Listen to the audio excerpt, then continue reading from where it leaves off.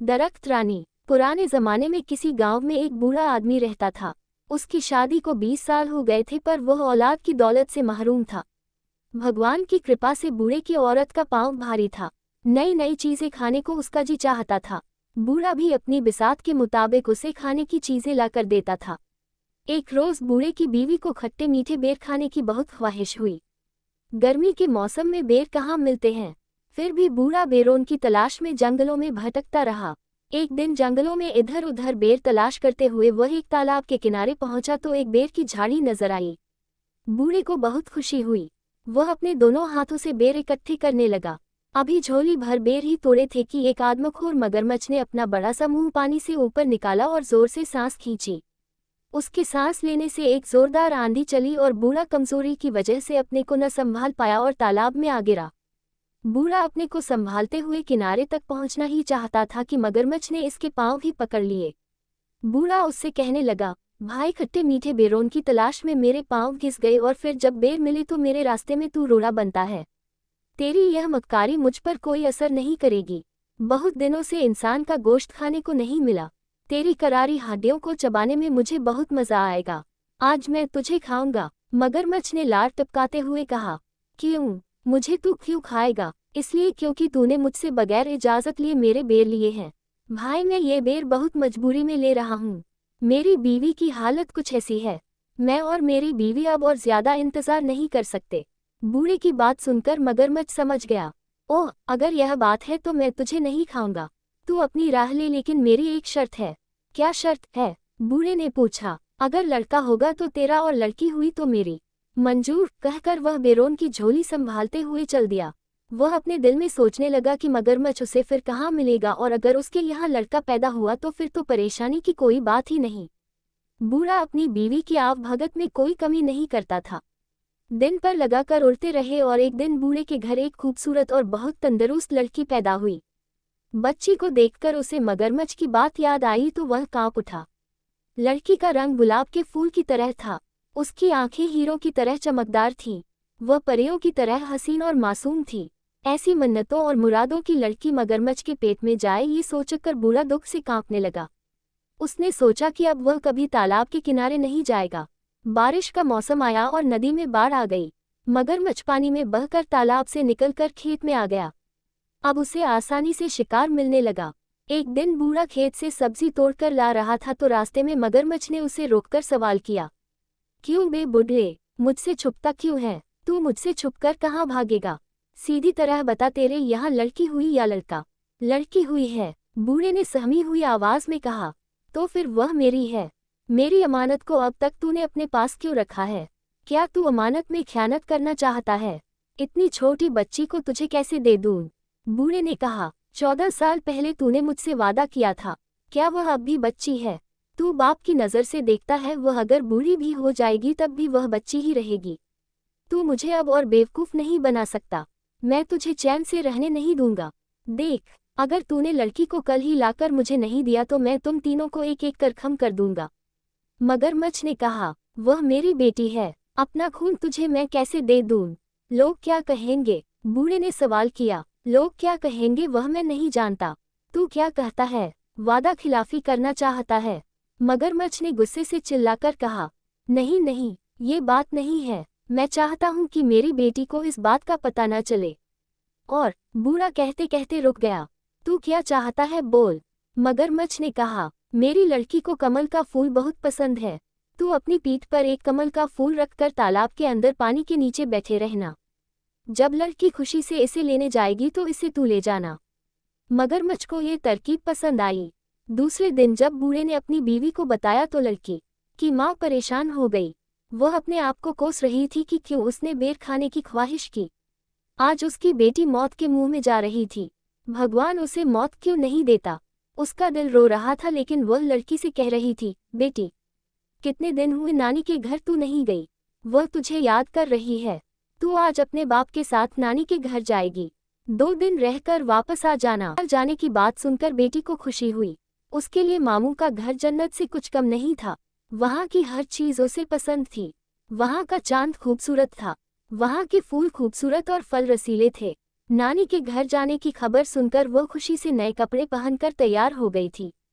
बूढ़ा उसे लेकर जंगल और नाले पार करता हुआ उस तालाब के किनारे पहुंचा और बेटी को तालाब के किनारे बैठाकर बोला, बेटी तू यहाँ बैठी रह, मैं अभी आया। बूढ़ा चला गया लेकिन वापस नहीं आया। उधर बेटी को एक बेहद खूबसूरत कमल का फूल नजर आया। वह सोचने लगी कि इतना खूबसूरत कमल तालाब के बिल्कुल किनारे खिला है, लेकिन उसे अभी तक किसी ने हाथ नहीं लगाया। हो सकता है किसी की नज़र उस पर न पड़ी हो।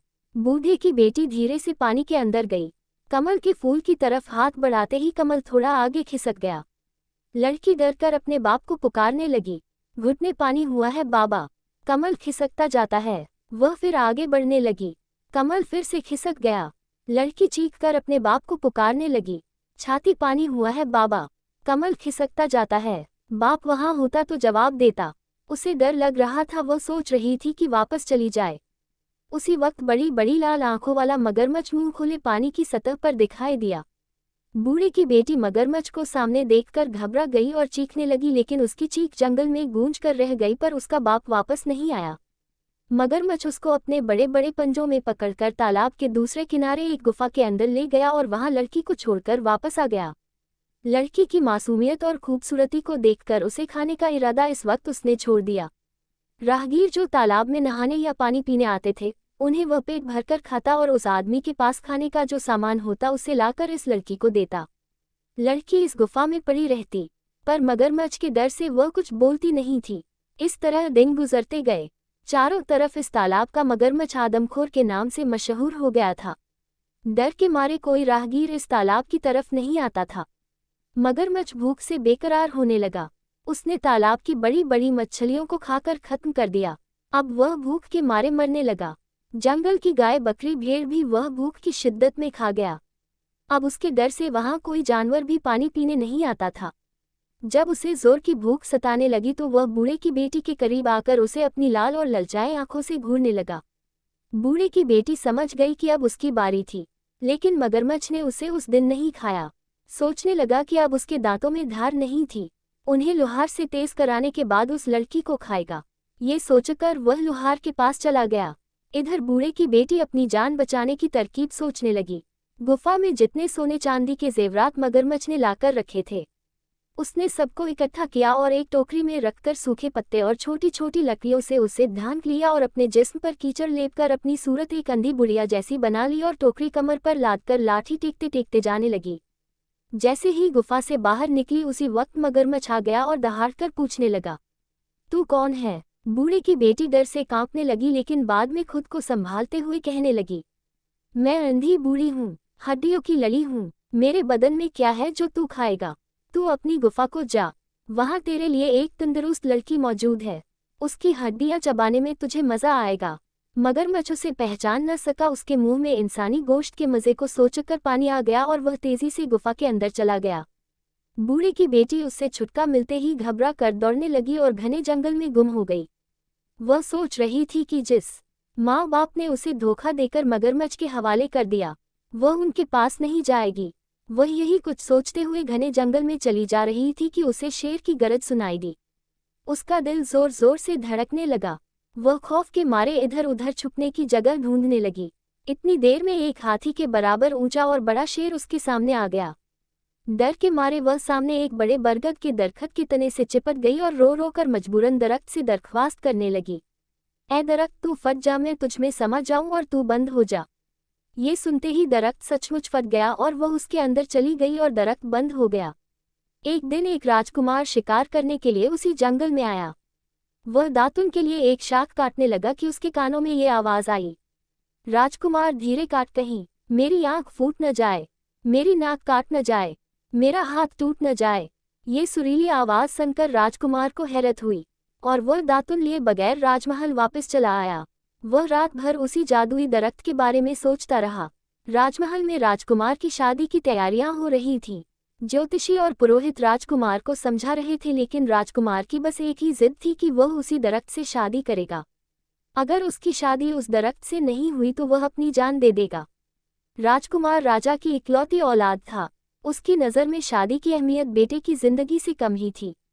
इसलिए राजकुमार की ख्वाहिश पूरी की गई। उसी दरख्त के साथ उसकी शादी की रस्म अदा की गई। राजकुमार ने उस दरख्त को वहां से उखाड़कर अपने महल के पास बाग में लगवा लिया। बूढ़े की बेटी रात गए दरख्त से निकलती और महल के अंदर जाकर सब काम पूरे करती और सुबह होते ही वापस दरख्त के अंदर चली जाती। एक रोज राजकुमार ने छुपकर बूढ़े की बेटी के ये सब काम देखे। दूसरे दिन जब बूढ़े की बेटी दरख्त से निकलकर महल के अंदर गई तो राजकुमार ने उस दरख्त को आग लगाकर भस्म कर दिया।